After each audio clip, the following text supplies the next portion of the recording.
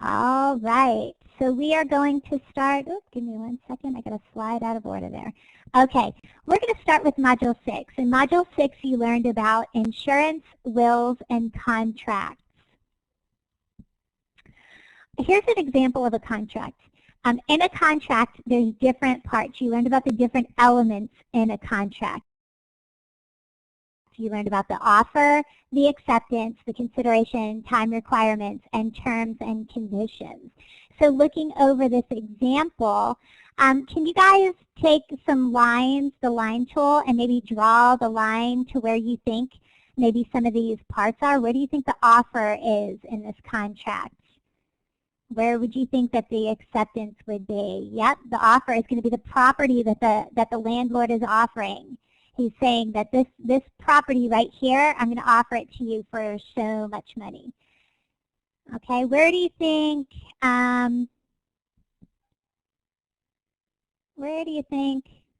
let's see, what do you think the acceptance would be? Do you see anything that might be an acceptance? I'm not quite sure if we have it in here. Okay, the acceptance is going to be where the tenant is going to agree that he'll pay so much rent for this property. Consideration is where one person is offering up something of value for something else of value. So you've got your property being offered up for the rent down here.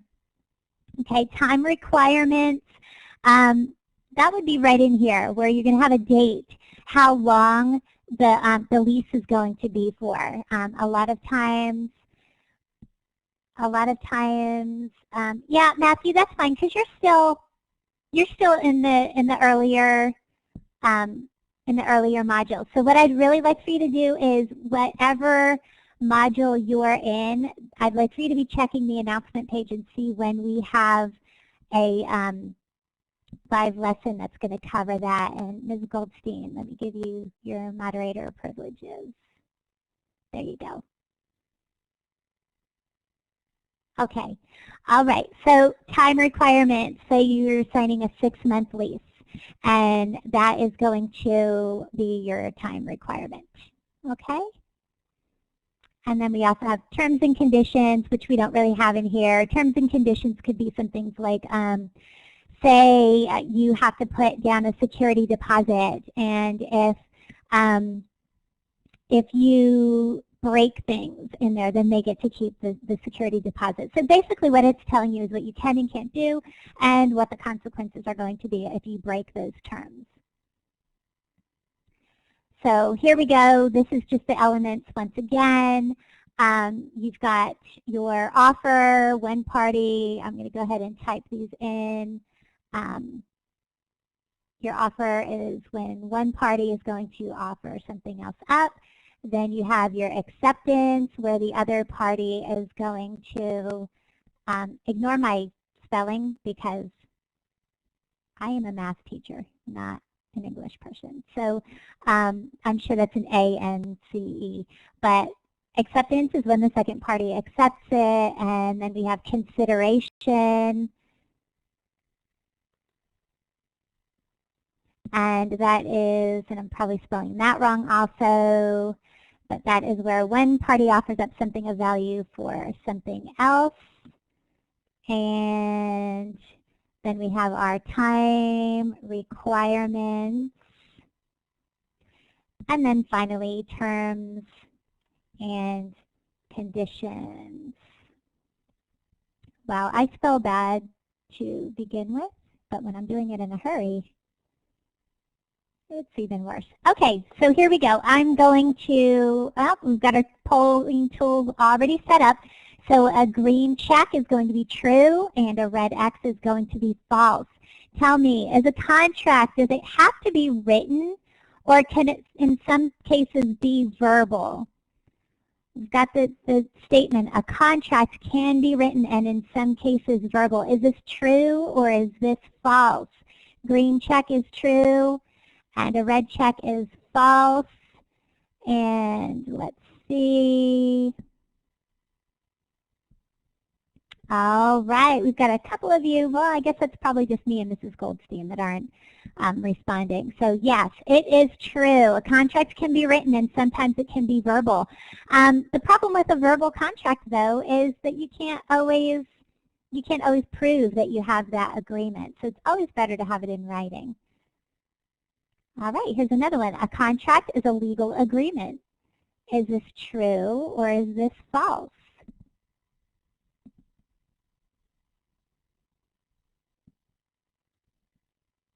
Again, yes, this is true. It is a legal contract, a legal agreement. So it is legally binding. If you sign a contract, you will legally be held to follow through on that contract. You guys are doing awesome. Here's another one. Parties must be legally competent to enter into a contract. Competent means that you are able to understand what's in the contract. You're old enough, your mental capacity understands, you have the mental capacity to understand what is in the contract. Is this true or false? Oh, we've got a couple of you that think that's false.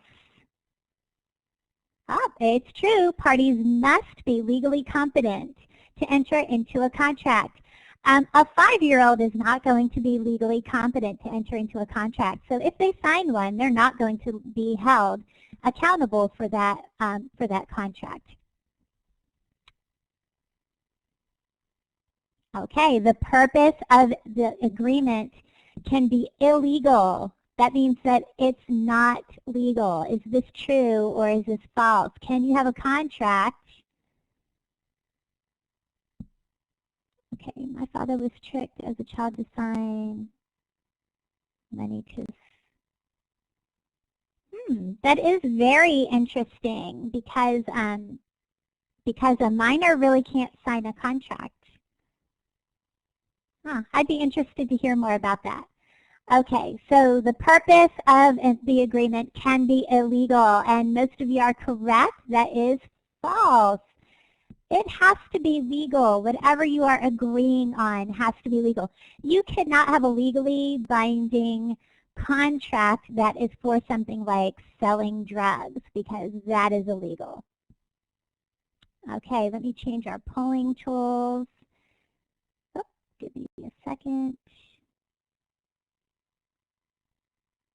Okay, now we've got ABC. In a contract, how many parties have a legal or have an obligation or responsibility? Is it none? Is it only one? Or is it all parties involved? A, B, or C?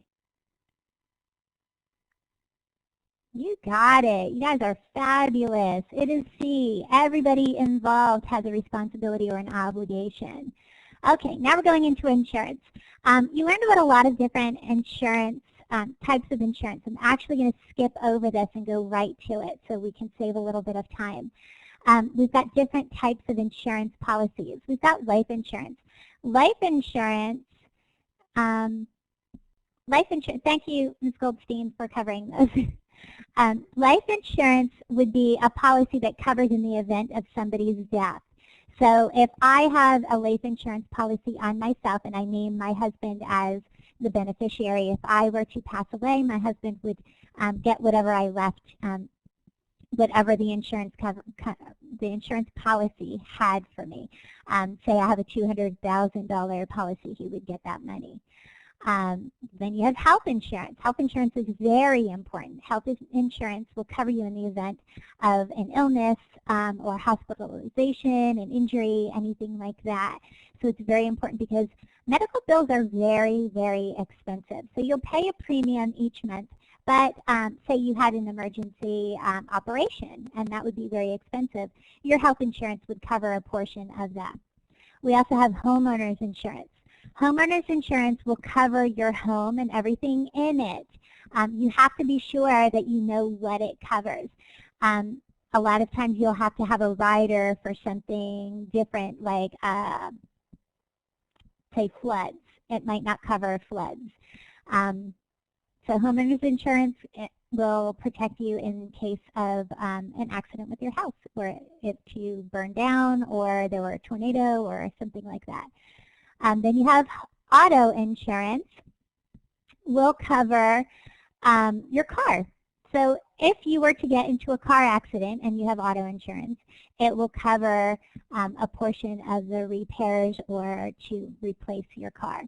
Some other forms of insurance that we have are dental insurance, vision insurance, and disability insurance. Disability insurance would be in the case that you were disabled and you could no longer work. You would have money that would be sent to you, usually on a monthly basis, and you would use that money then to pay your bills. All right, do we have any questions? I know Ms. Goldstein is working hard to cover all those for me. Does everything look good? Why don't you guys give me a smiley if we're all on board so far?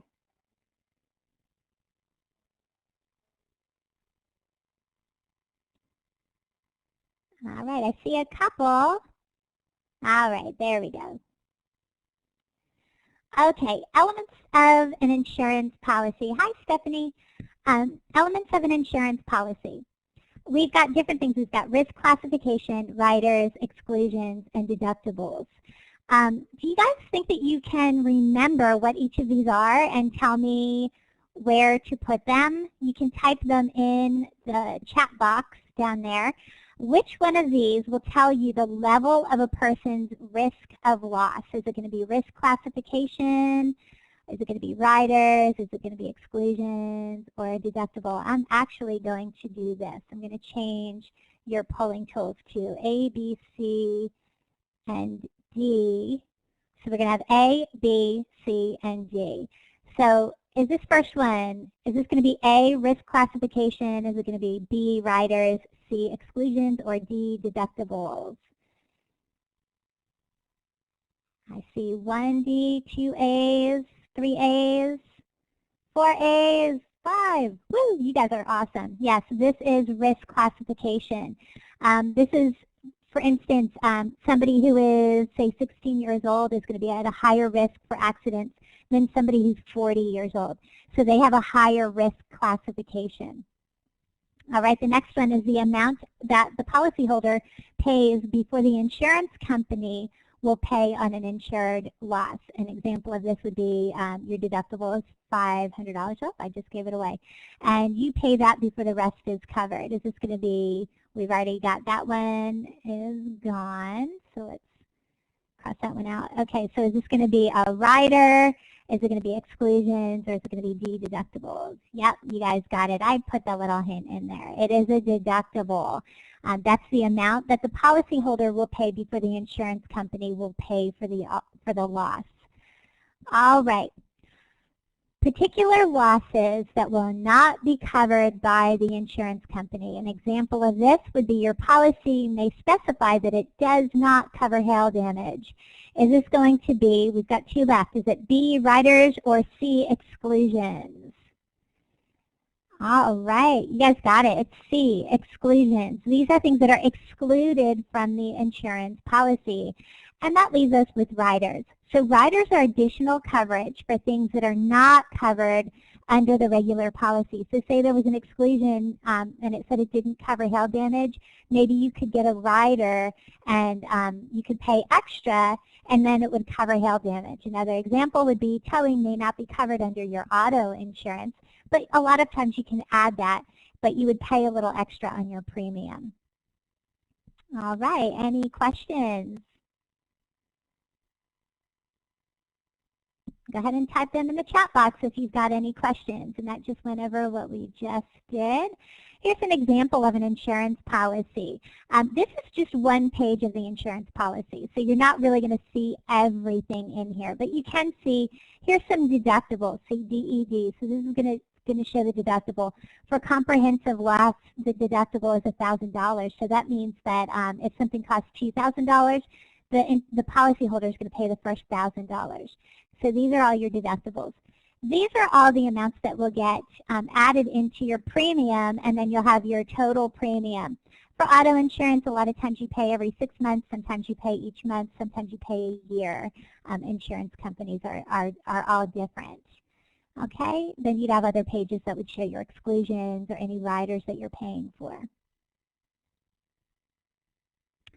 Okay, let me change to A, B, and C. What is a deductible? A, it specifies which losses are not covered by the insurance policy.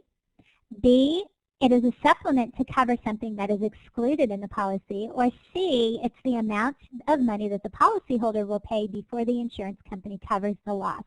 Is it A, B, C, or D? I've got 2 for C. How about everybody else? 4.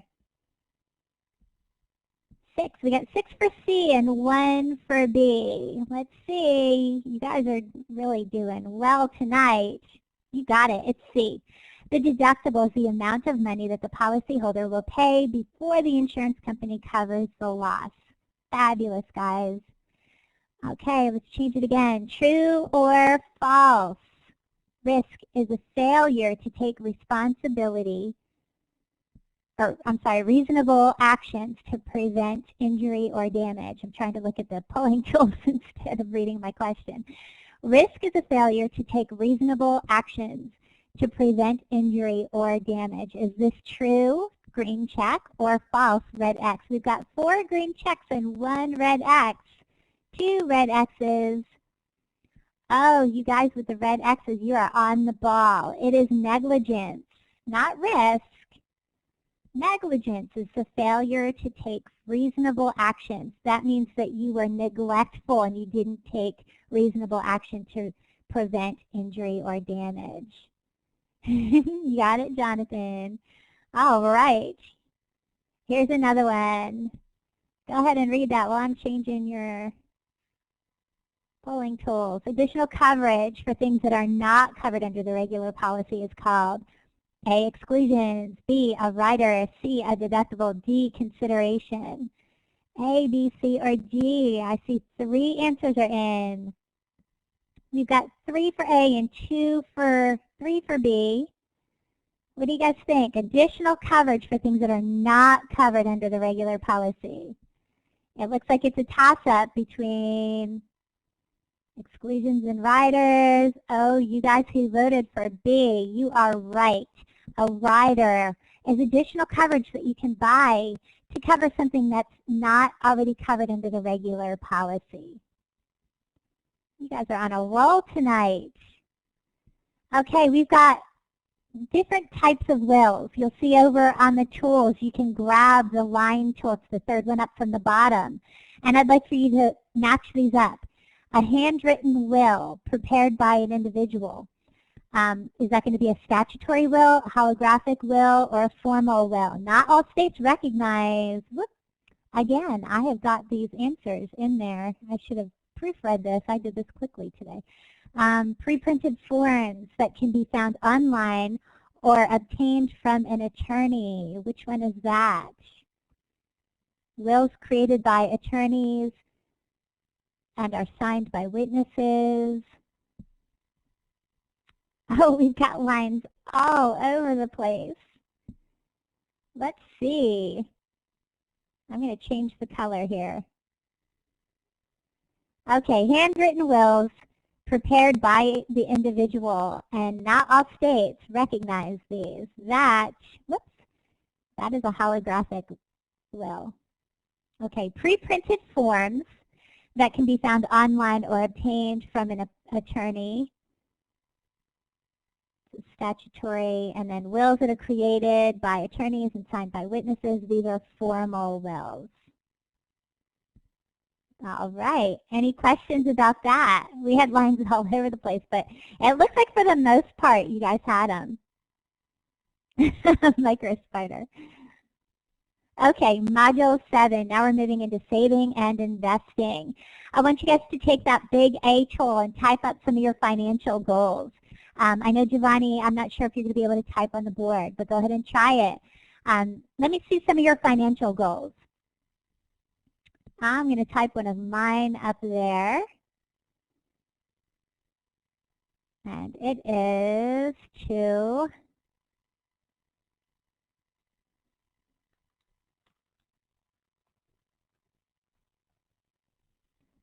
put my kids through college. Okay. Provide for you and your family, buy a house, college. Wow. $25,000 to go to Tokyo to open a dance studio. That sounds very, very cool. Save enough money to pay for a house, a car, and get married, to be debt-free. That is a fabulous, fabulous goal. Save enough for retirement so you can travel and take photographs of animals in nature. Ms. Goldstein, that would be fun. All right. Okay, good job, guys. All right, let's see how we can do this, how we can achieve some of these goals. You learned about saving in Module 7.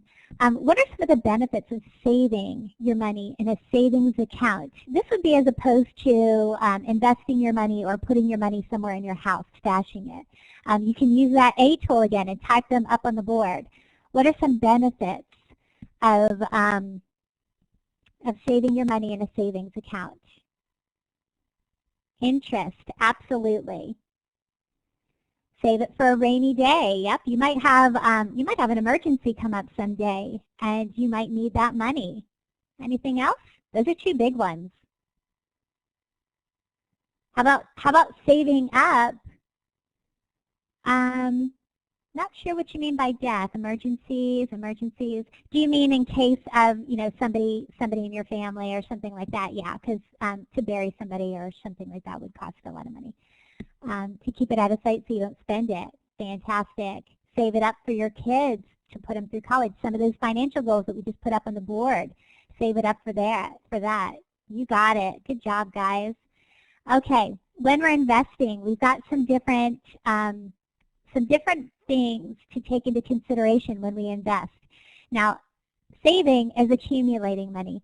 Investing is generating money. That's you're using your money to work for you. That's the purpose of investing.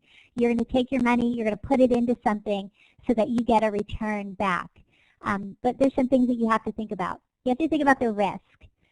Speculative risk, that means you're taking a high risk. That means that there's a great chance that you could lose your money.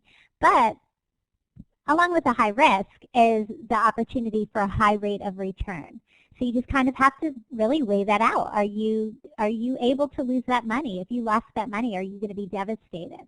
If you could lose that money and still be okay, then taking a high risk might be a good idea.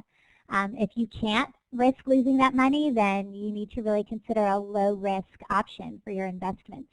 Inflation.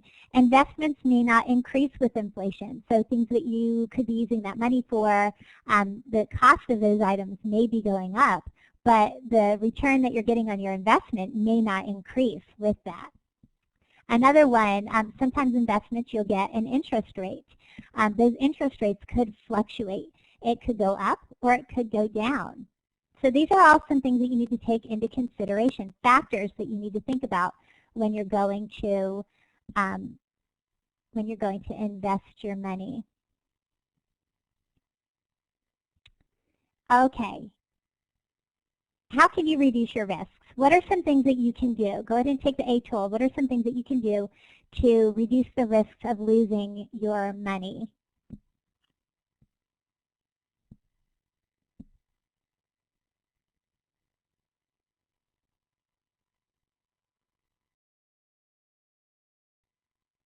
Okay, look for low-risk investments. Well, putting it in the bank, remember, that would be saving. There's a difference between saving and investing. Saving is going to be accumulating money. Investing is actually making a purchase, purchasing something, putting your money into something to generate more money. So, so not putting it in a savings account, not really putting it in a bank. We're looking more at investments. I'm glad you're just kidding. Putting it under your bed. Come on. Okay, not giving out personal information. That's more for Module 10. That's having somebody steal your identity. Let's see. We're kind of a little bit off on these, so let's go ahead and look at some of the answers. Look at the amount of time that you have to invest your money.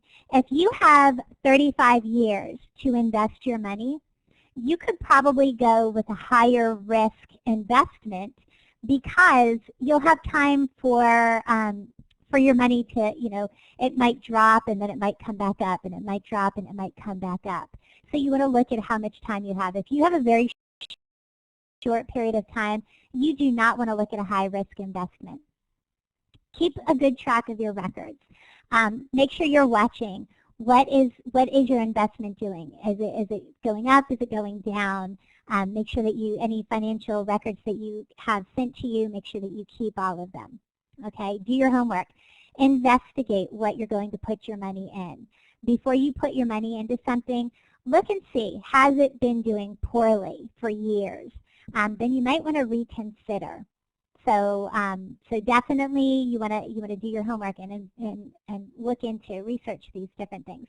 And then asset allocation. Asset allocation is a really good idea. That means you're going to distribute your money between different types of investments. Maybe put some in some high-risk investments, maybe some low-risk investments. Maybe you want to take a little bit of your money and put it in some common stocks. Maybe put a little bit of money in some bonds. So you've kind of got, you've got it distributed in different places. You're not going to have it all in one place, so that if you had it all in your stocks and it went down, you lose everything. If the stocks go down but you've got part of your money invested in bonds, you haven't lost everything. Okay? All right, you learned about different asset classes. Can you guys take that A tool and fill these in? We've got 5 different asset classes that we learned about throughout Module 7. Who knows what they are?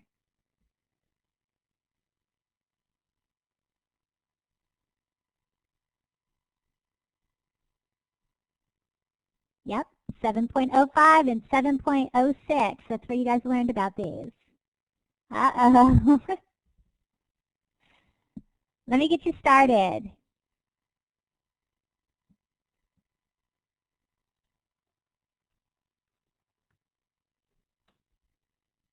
Oh, somebody put the same one. Okay, any more?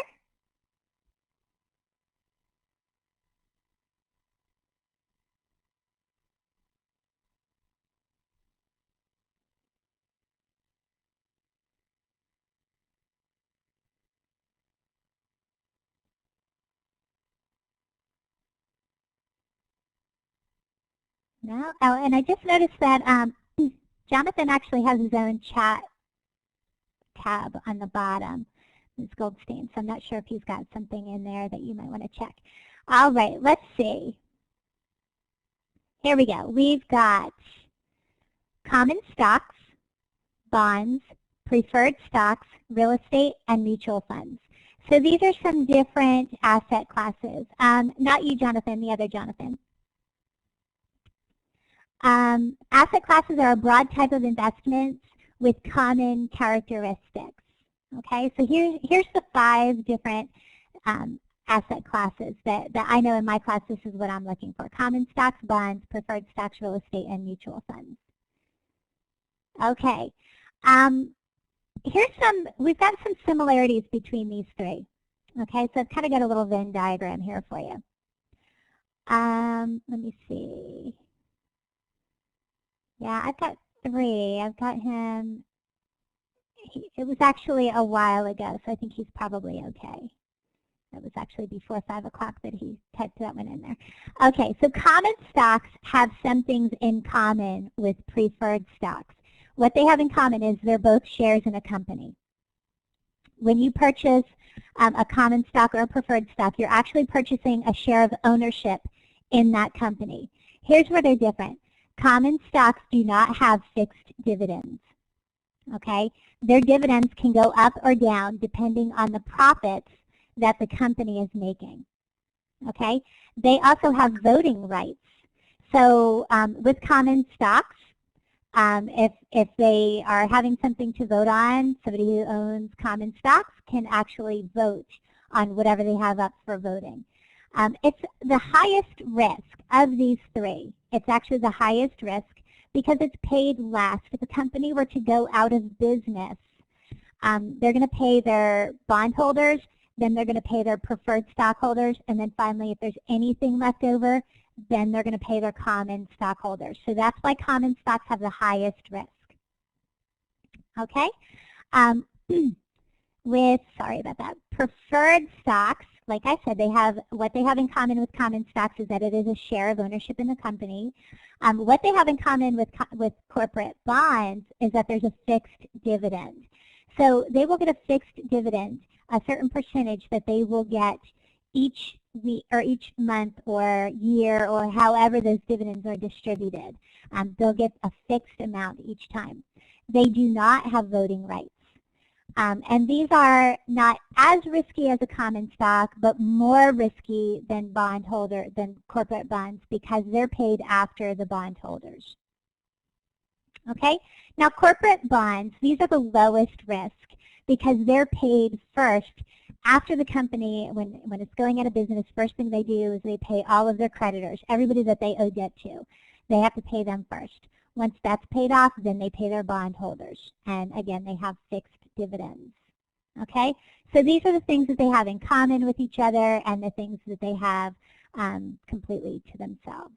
All right, give me a smiley if that makes sense to you guys.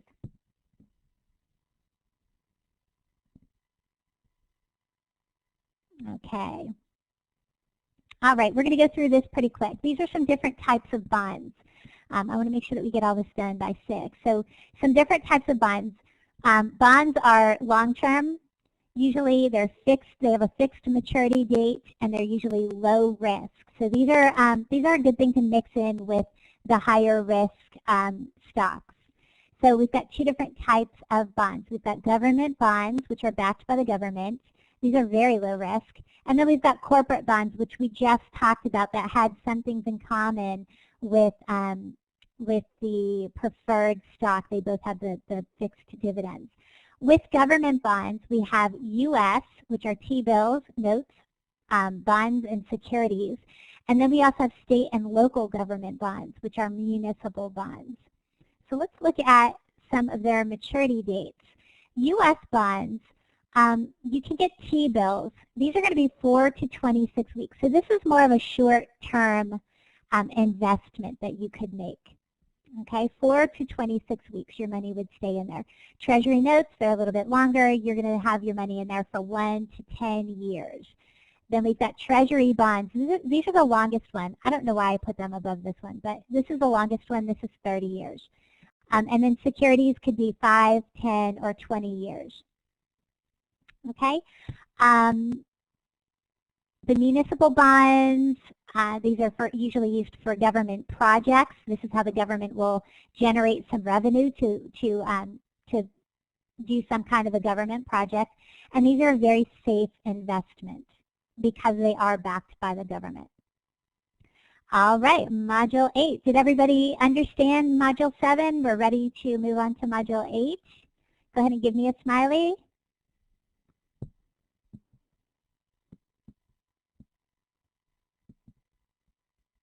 Okay, fantastic. Let Ms. Goldstein know if you have any questions, guys. Okay, the pros and cons to consumer credit. Okay, consumer credit can have good things and they can have bad things. Go ahead and take your A, and I'd like for you to start filling in these little boxes and tell me what are some of the good things about having credit and what are the bad things about having credit.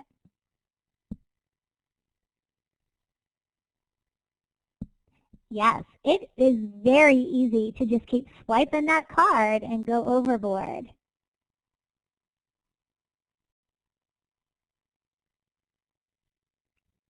Anything else? Yes, we do still have a government. They're just taking a little break. Okay. Smaller wallets.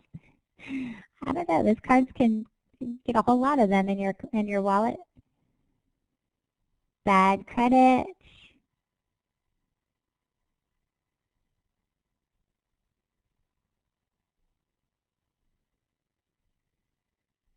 Yeah, you can go into debt. Debt is bad. Good for large purchases. Okay, as long as you've got the money to pay it off, absolutely. Well, there's interest. Yep, there's interest when you go out of the grace period, and then you also have finance charges if you don't pay your bill on time. And yes, it can definitely drastically affect your future of buying things. I've got one more coming up here. Yes, your credit card can be stolen. I have had that happen. Actually, they didn't steal my credit card. They just stole my credit card number. And fortunately, it was through my bank, and they caught it very quick and took care of it. But that's why it's very important to always be checking your credit card statement. So here's some different pros and cons that we have. Sometimes with consumer credit, with credit cards, sometimes you can get something where you earn points or frequent flyer miles, different things like that. So you can get some special offers with that. You get float time, so maybe you know you're going to have the money in a week, but you don't have it right now. You can use a credit card and then just make sure that you pay it off. It's good for online purchases because obviously you can't use cash when you're buying on Amazon. So, and then just like that, you don't need cash. Somebody had put smaller wallets. Yeah, when you have to carry around a lot of cash, it does kind of get a little bit big in your wallet. Yep, you get cash back on your credit cards. And here are some of the cons. You have consequences for not paying. You're going to get a finance charge on top of the interest that you're already paying. In the end, it could cost more than if you bought something with cash. If you go to the mall and you buy a pair of jeans for $50, if you paid for cash, you're paying $50 and that's it for those jeans. If you buy it with a credit card and it takes you 3 months to pay off that $50, you're going to be paying a lot more than $50 for that pair of jeans. It's very easy to go into debt, and it's very easy to overspend. We've got two different types of consumer credit. You guys can just go ahead and type on the board. What are the two different types of consumer credit that you learned about in Module 8?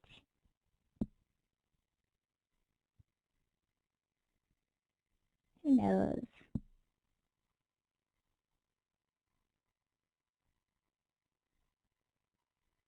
Not really. Okay, it's on the tip of your tongue.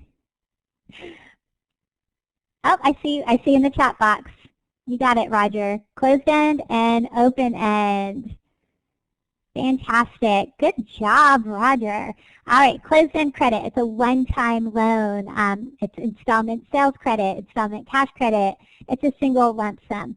Say you go to buy a car and you take out a car loan. You're going to be paying installments on that car loan. Every month you will pay the same amount until it's paid off. You start off owing, say, $20,000 for your car. It's a lot. You start off owing that much money, and then each month you pay it off until it's completely paid off. A house, car, larger purchases. And say you go to, I just went blank on what it is. Rooms to go, okay? Rooms to go, and you buy a new set of furniture. And so it's going to cost a certain amount of money, and so you take out the loan for that amount of money, and then you pay in installments. And Ms. Goldstein is absolutely correct. Anytime you take a loan, you will have interest added to that. So you're going to be paying part of the principal, and then you're also going to be paying interest on it. The open-end credit, that's a revolving line of credit. A perfect example of that would be credit cards or a bank line of credit. But credit cards are the ones that we hear about the most. People use their credit cards every day, every week. So every time you make a purchase with a credit card, you are actually taking out a loan. That is not your money. You are being loaned that money from the credit card company. So because they are loaning that money to you, you're going to be paying interest on that. You do get that float time, but if you don't pay it off before that, then you're going to be paying interest on it. So the amount that you owe is going to change every time you make a purchase or make a payment. All right. Everybody have that? Yes, plus the interest, it will cost you more than paying for it with cash. Good job. We've got different sources to go to get consumer credit. You can go to a bank where you can get closed-end loans, car loans, loans for school, mortgages, different things like that, or you can get open-end loans. I know my credit card comes through my bank. So that is an open-end loan. You can also go to credit unions. Credit unions are usually member-owned, but they do offer a lot of things like car loans and different things. You also have finance companies, and these are unsecured loans. It might be a little bit easier to get the credit line, but a lot of times you're also going to have a higher interest rate. Okay, we learned about the 5 C's. I'm going to just go ahead and skip through this. The 5 C's, this tells how creditworthy you are. Are you able to pay back a loan, or are you going to be a very high risk for somebody to loan money to? The first C is going to be capital. These are the assets that you currently own. Do you own a house? Do you own a car? Different things that are of value that show that you have, things that are of value, basically. That's your capital. Capacity, that's your perceived ability to pay back the loan. Then we have collateral. This is an asset that you're willing to put up to back the loan. A lot of times when people will take out a second mortgage on their house, they're putting up their home for collateral. That means that if they don't pay back the loan, they lose their house or whatever it is they put up for collateral. Your character, this is going to be your age, education, previous credit history, income, all things about yourself. Then the conditions, where you live, what's your job, different things like that.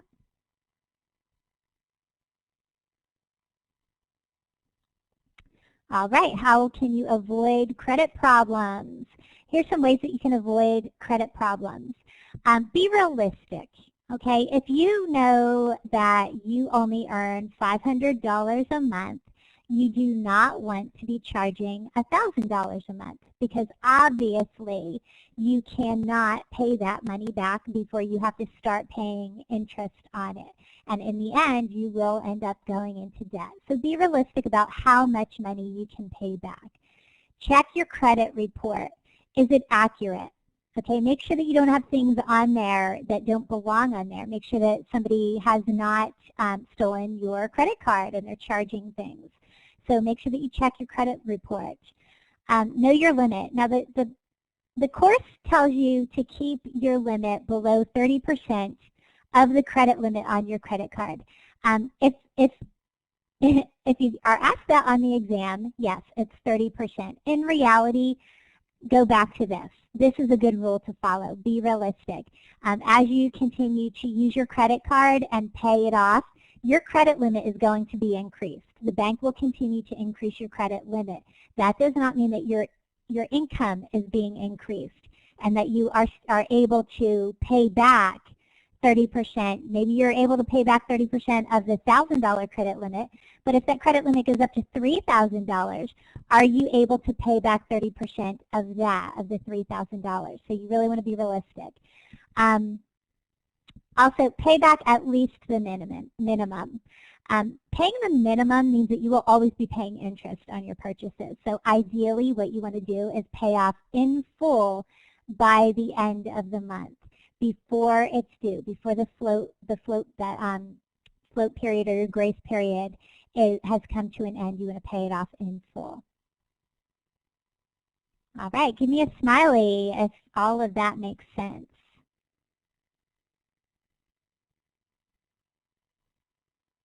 Good.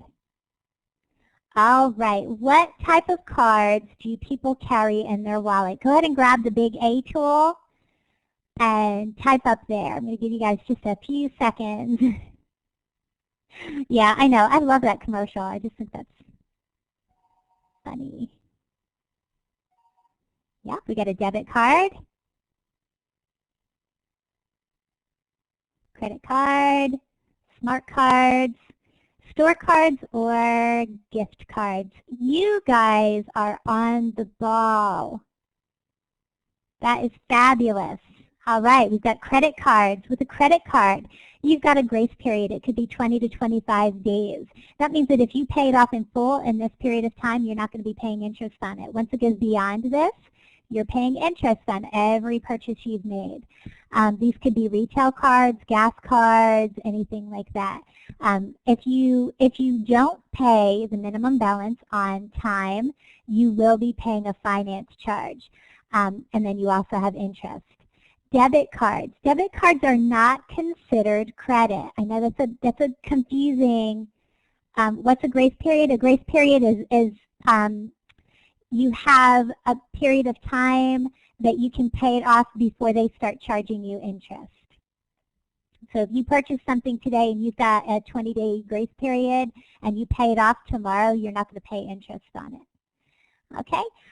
Now with debit cards are not a form of, yes, you've got a microphone. Go ahead. Well, I didn't want to just talk on top of you. Oh, that's okay. I didn't know how this would work. Hey guys, here's a question. When you your ratio to debt and something else, what is that called? The debt to something ratio. That's how they calculate whether you're a risk or not, or what your credit score is going to be. What is that called? Do you know what I'm talking about? Oh, I thought you were asking because you wanted them to tell No, I'm asking you. Your debt income? Well, it's that ratio that they look at. Right. For because somebody was asking about you lower your, if you get more, if they raise the amount you can spend on your credit card. Yeah, I think it's your debt, isn't it your debt to income ratio? There you go. Thank you. Debt to income ratio. To income? Okay. Yes, okay. there it is. That's it. Yeah. So somebody had asked about if you, when they give you a higher limit, does that change your credit score? And yeah, it will, because it all depends on how much your income is and how much debt you can have. Right? Am I correct about that? I don't think so. I think that it's actually how much debt you owe. Like, so if you've got your mortgage on your house, your car payment, and then your credit card bills, that's considered your debt. That's at least my understanding. That's the debt to income. Okay. Yeah, and so they look at that debt compared to what your income is, and okay. For some reason I thought it was like how much debt you can have when they add up all your. Okay. I'm wrong. That's okay. Learn something new every day. I'll be quiet now. Because, I mean, that's the thing, is that's what I try to get across to a lot of the students, is these credit cards pretty much want you to go into debt. So they will continue to increase your credit limit and allow you to charge and charge and charge, because the more you owe, the more interest you owe, the more money they're making. That's how they make their profit. So that's why I really don't like that 30%. That, again, if that comes up on the exam, that's the answer, 30%. In real life, though, you look at what you can actually pay back. So yeah, that's why they keep raising your amount that you can pay. Yeah. Because they see that you're paying it off, and they're like, whoa, all right, good. Let's see how far we can get this person in debt. She's not in debt yet. Let's raise it. That's how they make their money.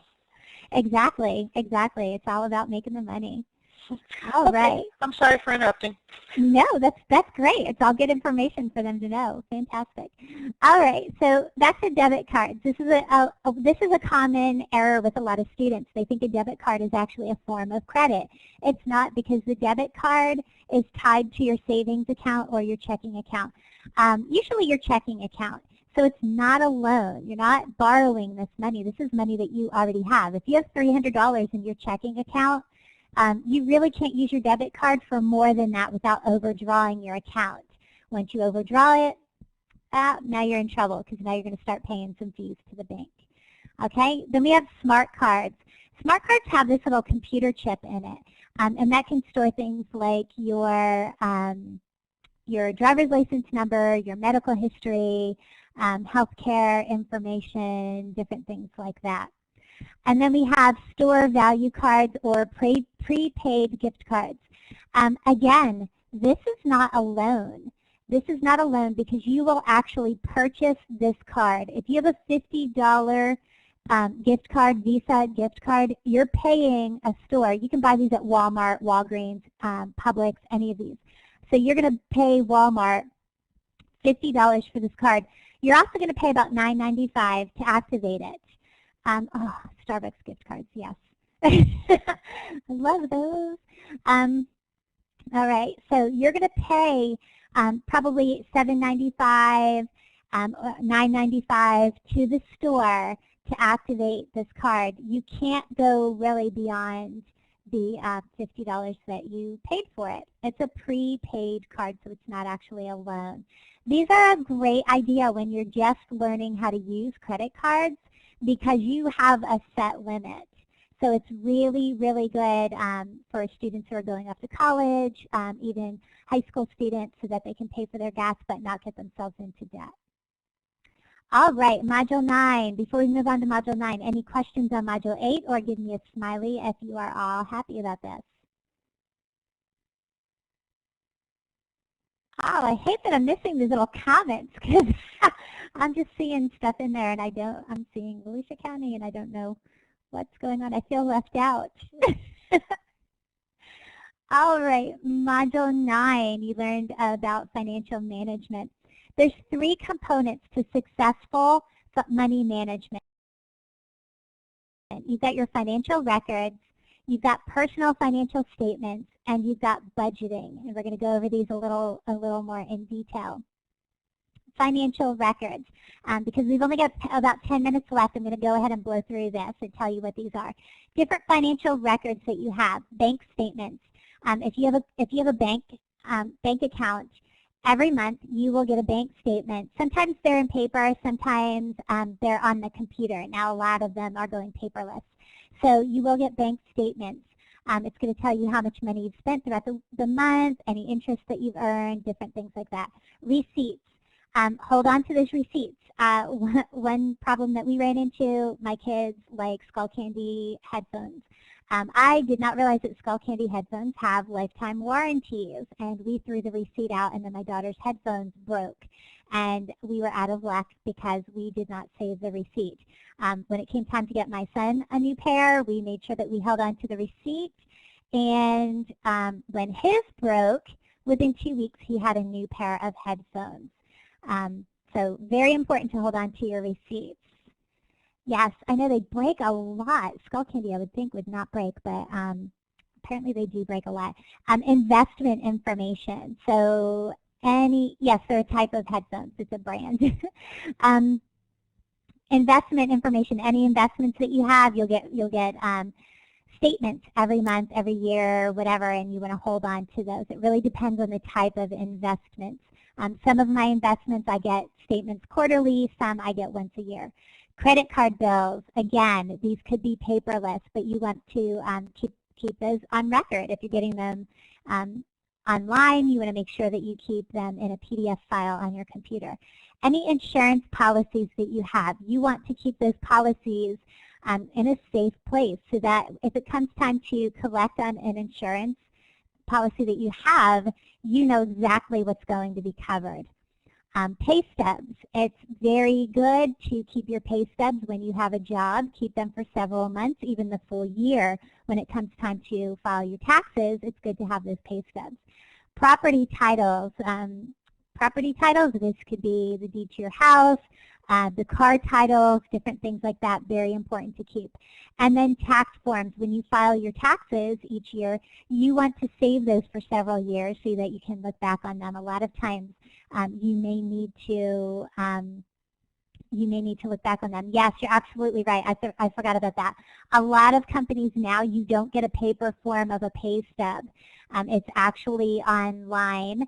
And so you would want to, a lot of times it's kept for you where you can go onto a website and you can pull it up. That's how ours are. But if not, if it's something that gets mailed to you or emailed to you, you want to make sure that you keep that.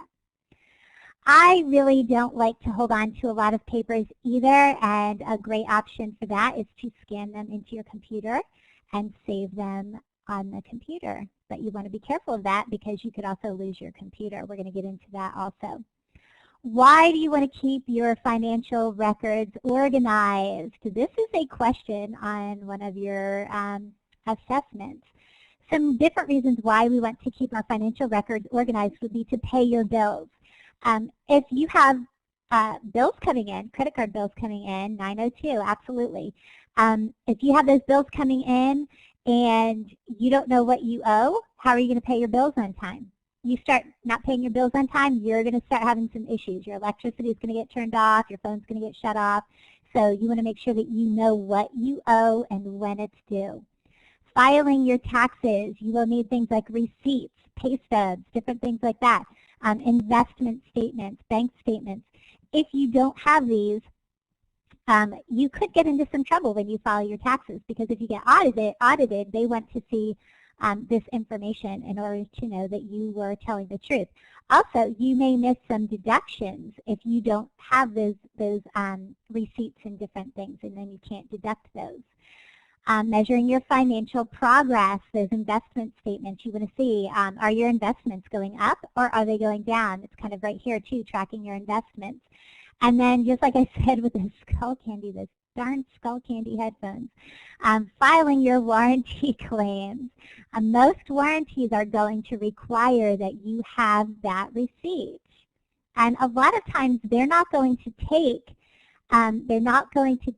a scanned version of it. A lot of times they want the original receipt. So if you're going into a store or something like that. So make sure that you hold on to those. Okay, where do you keep them? This is what I was talking about, scanning them into the computer. Here's some different places you can keep them. You can keep them in a home file, which, you know, I forget who just put it up there. I think it was Jonathan, said he doesn't like to keep papers around. I don't either, but I do. I do have the two-level filing cabinet, and it is packed. I can't stand to even look in it, but there are some things that you do need to keep this way. So it's good for things that you need to access regularly, like credit card bills that you got through paper, not email. Different things, your insurance policies, different things like that. It's a good thing to have those in a regular filing cabinet. Computer files, you can scan things into your computer and save them, but you need to make sure that you back them up regularly. I personally keep an extra hard drive. I built my own computer, so I put an extra hard drive in my computer that is strictly for backing up my regular hard drive. And so anything that I put in there every morning at 9 o'clock, it gets backed up. And then that way, if my hard drive were to fail, I have everything that I've ever scanned, and it's all in there. Anything that I have on my computer will be backed up on that. There's other things that you're going to want to keep in a safe deposit box. These would be valuable records like maybe birth certificates, marriage certificates, and other documents and things like that. You can also put expensive things like, I don't know, like jewelry, different things like that. All right, financial statements. Financial statements are like a snapshot of your income and spending. So here's an example of a balance sheet. This is one type of a financial record, and I don't remember if I actually have. Nope, I didn't put the answers in there, so I'm going to type these in for you. So here's the steps to creating a balance sheet. The first thing you want to put in there is your income. Okay. Step one, figure out what your income is. So it's going to be anything, or your, oh, I'm sorry, not income. I'm looking at the wrong one. This is your assets. I thought we were doing net worth. Okay. Balance sheet, you're looking at everything that you own. Okay. Anything that you own of value. You've got, where's my pointer? Here we go. Any cash that you have, money that you have in your checking account, savings account, things like that. Any investments that you have, these are all assets. If you have a retirement plan, this would be an asset. Your home, cars that you own, any other personal property that you own. So you own a boat or an ATV, anything like that. So you add up all of that, and this is everything that you own of value. These are your total assets. Okay, the next thing you want to do is list your liabilities.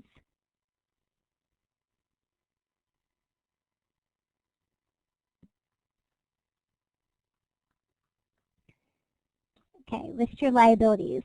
You've got two different kinds of liabilities. You've got current liabilities and you've got long-term liabilities. Current liabilities are things that need to be paid off quickly. These would be any unpaid balances, your credit card bills, things like that. Long-term liabilities are things that you're paying off as you go, like a mortgage. You're not going to pay off your mortgage all at one time. You're going to pay it off a little bit at a time. Yes, these are the things that you owe.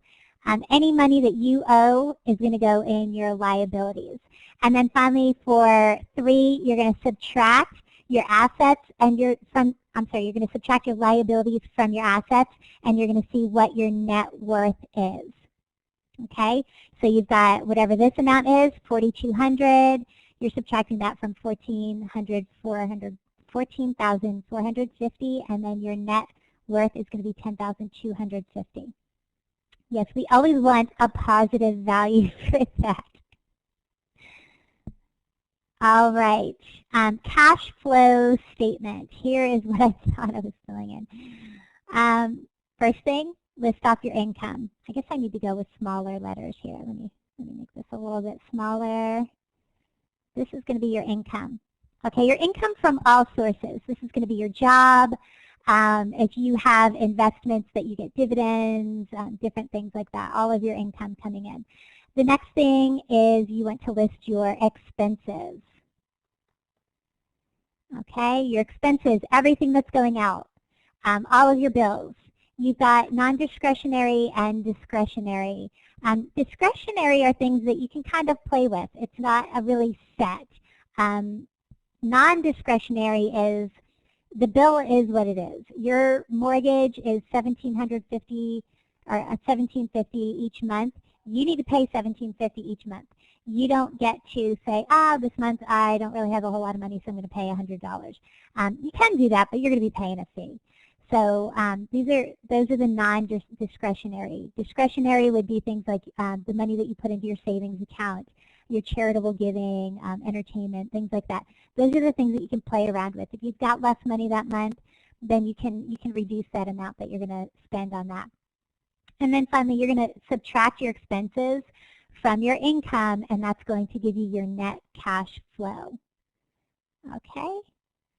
Give me a smiley if both of those made sense to you.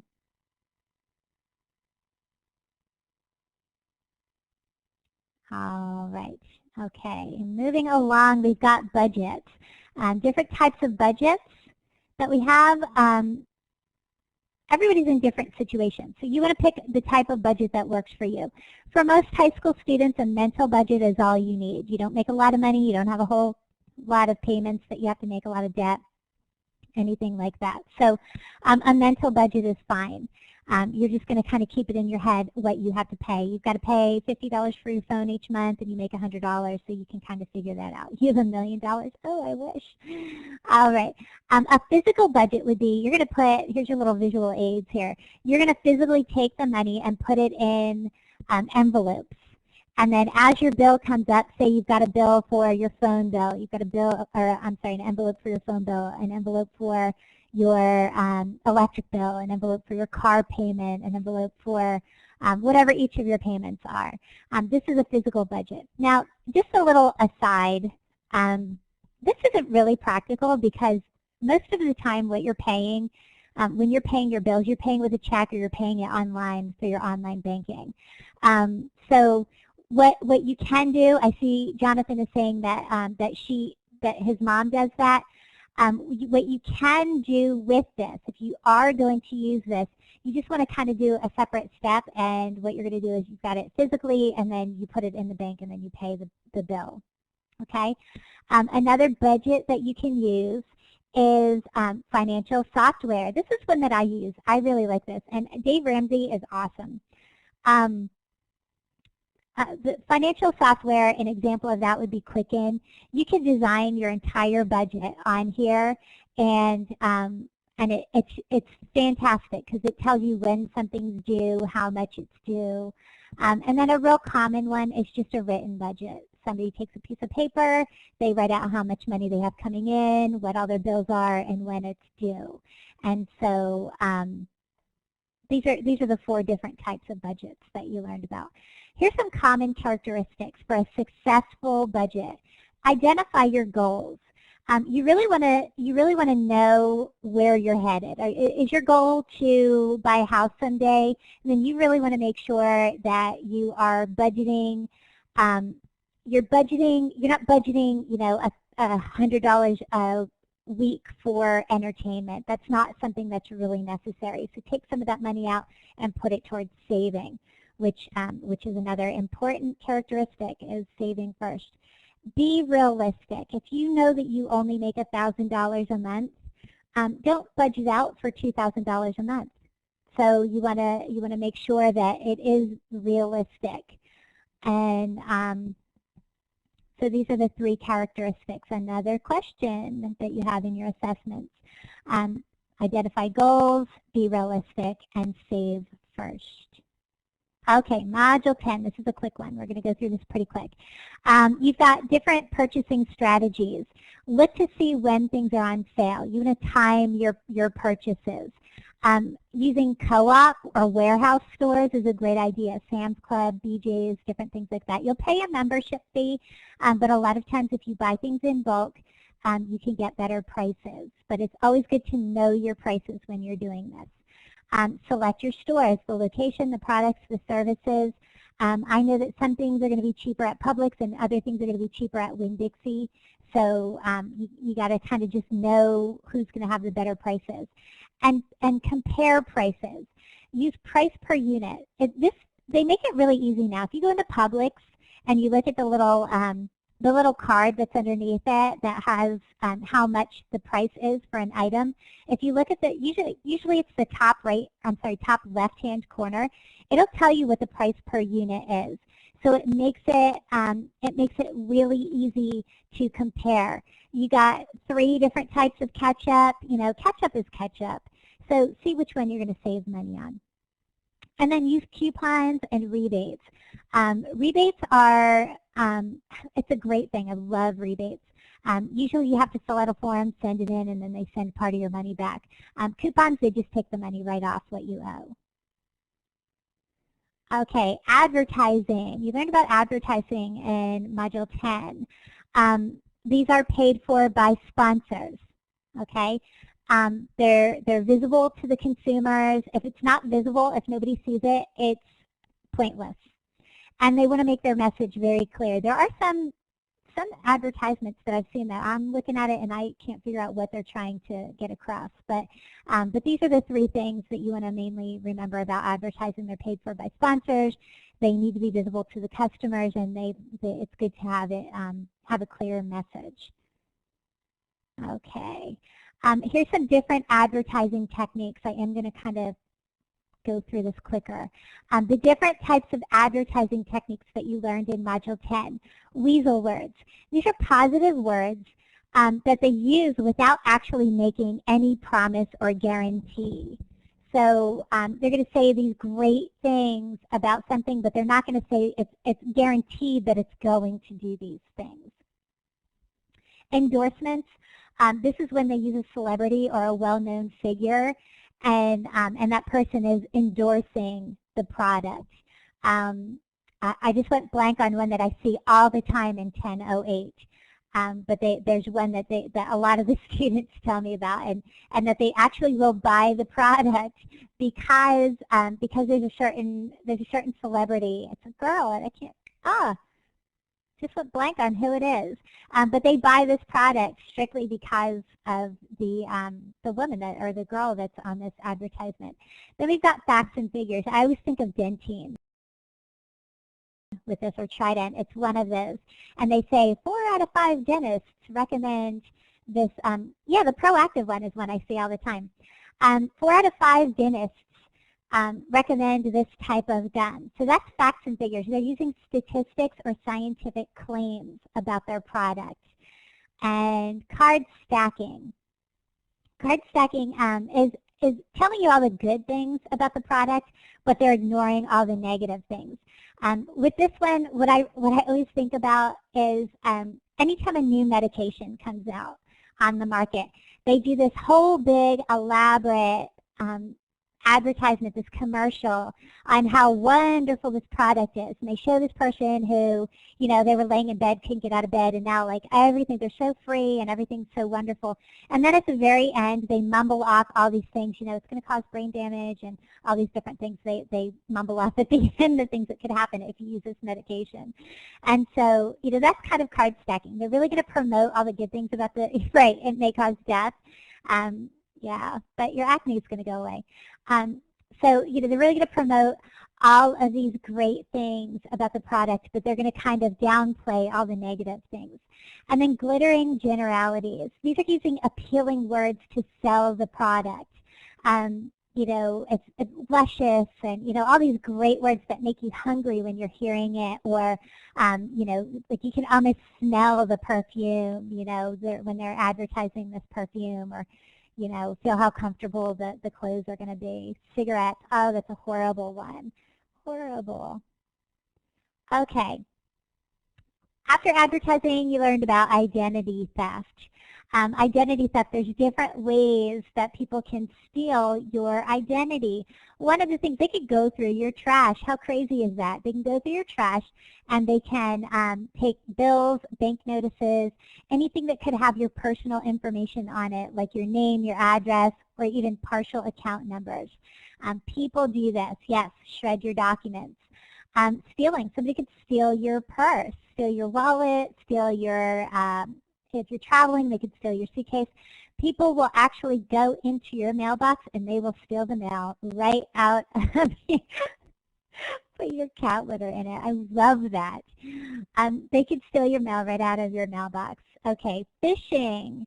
That sounds silly, but it's phishing with a PH. And this is when a thief will call or email you, and they're going to pretend to be somebody like your bank or something like that, and they're going to try to trick you into giving them your personal information. Yes, Craigslist is a big one. You really, really need to be careful of Craigslist. A perfect example of this is, actually, this would probably be more with pretexting. They'll advertise a job opportunity on Craigslist, and when you reply to it, they'll email you with a link where you go online and they ask you to fill out this application for the job, and they ask you to fill it out online. You're filling out this form and you're giving them all your personal information. They do not have a job for you. This is just one of these ways that they can take your personal information under false pretenses. And then skimming, special devices that steal your credit card or debit card number. A lot of times these can be put on gas station, the gas tanks, where you swipe your credit card. We just had that within the last year. We had that locally in my neighborhood, and I had several friends who had their credit cards stolen, their credit card number stolen, because there was some of these local gas stations, somebody had put these devices on their credit card machines, and as people were swiping them, they were just stealing their credit cards. You don't even see it. It's not anything that you see. So it's not really something that you can look for. It's just something to be aware of, and that's why it's very important to always check your credit card statements. Most credit cards you can actually get online each day, and you can check and see what has been charged. I primarily I actually don't use a credit card anymore. I use a debit card, and I can get on each day and I can see everything that's been that my debit card has been used for. So I can very quickly see if somebody has gotten my my card number, and I started doing that after my credit card number had been stolen. Okay, what is it called? Let me change. Oh, nope, you're already up there. What is it called when somebody calls or emails you pretending to be someone else in order to get your personal information? What is this called? Whoops. Oh, I thought I had our answers. What is that called? We've got 5-4-C. Yes, it is phishing. It's when somebody, phishing is when, there we go, somebody's going to call you or email you, and they're going to pretend to be somebody else, and they're going to trick you into giving them your personal information. They could pretend to be your bank. They could pretend to be your insurance company, anything like that. All right, how can you avoid these things? You can avoid, mainly, don't give anybody your personal information unless you know who they are. One of the common errors that I see with my students in Module 10 when they're asked this question is, because I actually ask this in my DBA, one of the questions that I ask, sometimes I'll ask this. How do you avoid identity theft? And students will tell me that if somebody calls them and asks for their social security number or some of their personal information, you're supposed to ask them for their phone number and then call them back. That's actually not what the lesson says, because that would be silly. They could give you their cell phone number. They can give you any number that they want, and then you're just calling them back, and then you're going to give them your social security number. Where it says in the lesson about calling the people back, that would be if, say I use SunTrust as my bank, and somebody calls and says, I'm from SunTrust and I need for you to give me your bank account number so that I know this is really the person that I think I'm talking to. I would hang up the phone, look up the number for SunTrust. I would know what the number is for SunTrust because they're my bank. Then I would call the person back. Okay? You're not ever asking the person what their phone number is to call them back. So you want to really avoid giving out your personal information if at all possible. Check your credit report, check your credit card statements, all of these. Check these regularly so you see if there's any suspicious activity. Shred your bills or put cat litter on it. Any of your statements, anything like that. You can put them in a black plastic bag so people can't see what's in there. Have it shredded. You know, just make it so that if somebody does go into your trash, they can't put it together and get any of your information off of it. And then limit where your personal information can be found. Don't carry your Social Security card with you. It's really not necessary. That should be a number that you have memorized. I know when I was in high school, I did not have my Social Security card memorized. I didn't really ever need it, but my mom had it memorized and she kept it in a lockbox. And I wasn't allowed to have it until I moved out at 20. But don't carry it around with you. Put it in a lockbox, someplace where people can't get to it, and memorize the number. All right, what if somebody steals your identity? What are you going to do? You can go to some of these different places. This is where you get your credit reports also, and you can file a fraud alert. You can close all the accounts that have been affected. When my credit card had been stolen, when the number had been stolen, before they had made even 2 purchases, the bank had shut down the credit card, so even I couldn't use it, and then immediately we closed out the account so that nobody else could use it, and we changed the number, opened up a new account. File a report with the Federal Trade Commission. And then another thing that you can do is you could put a freeze on your credit report, okay, so other people can't access that. All right. Do we have any questions? You can type them in the chat box. You can type them on the board, and I am actually going to open up a couple more mics. Whoops, give me 1 second. I'm going to open up a couple more mics, and then if you have any questions, you can pick up the mic. Also, I'm going to give you guys about 5 questions. About 5 minutes.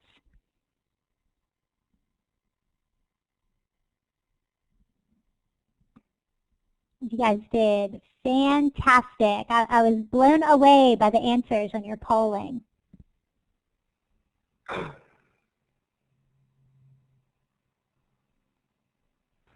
Here's a question for all you students. Live lessons are like this all the time. They are great. You learn a lot of information. They're actually perfect to watch before you even do the module because it makes reading the module so much easier. What would get you, or like what time is the best time to do live lessons? We're trying to come up with a live lesson schedule so we can get more students. We're what, 8 students here? It's so much better with all the participation. It's awful when it's just 1 person. So what are your thoughts? 4 to 5, 7 to 8. Go ahead and type them all in the chat box, guys. Fridays is good. Fridays, Yeah. 5 o'clock, Yeah. early morning. Okay. And right now, what we normally do with our live lessons is we'll cover one module per week. That really doesn't seem to reach a lot of our students. Would you be more interested in covering an entire module, or are there certain subjects that you would prefer to cover?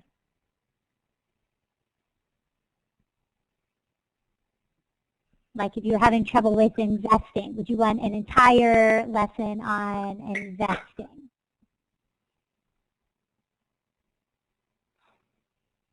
Stocks. I know stocks are a hard one.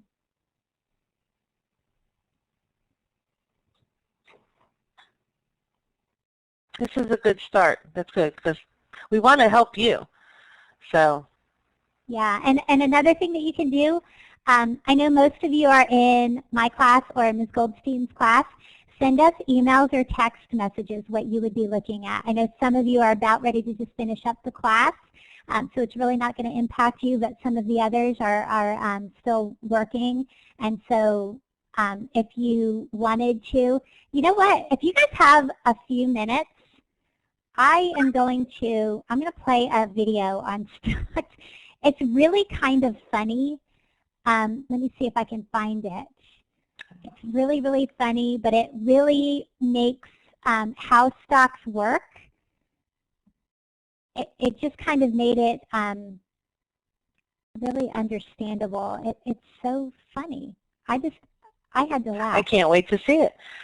I just have to find it. I did with the link.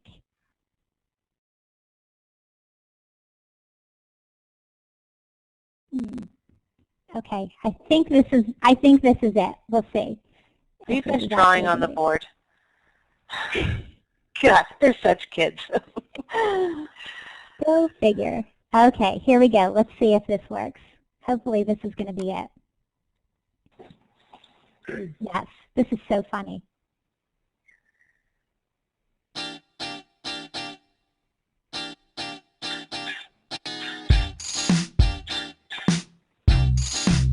Check it out. 1, 2, 1, it's the 2. Stock market song. Money, money, I'm Shoeless Jeff. We got Scott Free. Scott Free, Scott Free. Jay Delamo on the Jay beat. Delamo, Jay Delamo. Everybody, we're the band known as Who? Smart Songs. Companies sell stocks so they can raise money. Here's a little story, you might find it funny. I was gonna start a summer job mowing lawns, but I didn't have a lawnmower to go along, and I didn't have the money to buy one myself. I was hoping that somebody would come along and help. Who? Scott, do you think you'd lend me some cash, or I could get a mower to cut lots of grass? Perhaps I got a few bucks here in my pocket, but if I give them up, I want some of the profit. You got it. For every dollar that my job earns, I'll give you 25 cents back in return. Cool. Scott, you just bought a stock in my company, Jeff's Landscape, Lawn Care, and Shrubbery. Now you'll have a say in how my company spends. I have the ends for the mower, and we're both making dividends. A company is kinda like a building. Building. Stocks are the bricks of the building. Building. 'Cause if you own a brick, you own part of it. Stocks are sold on the stock market. A company is kinda like a pie. Pie. A stock is a slice that you buy. Why? 'Cause if the pie is popular to eat, then the slice is worth more on the street. Sweet. Now if you buy some stocks, you will own some shares of the companies you pick. But please beware, Of what? the market is tricky. Stocks can be risky. Pay a high price and they can drop quickly. Swiftly, sonny, you can lose lots of money. If businesses struggle, it can get ugly. So trust me, it's best to do your research before you spend cash. You should read first. Okay. All about the company and of its history. Products and owners should never be a mystery. How much they earn versus how much they owe. It's called net worth, and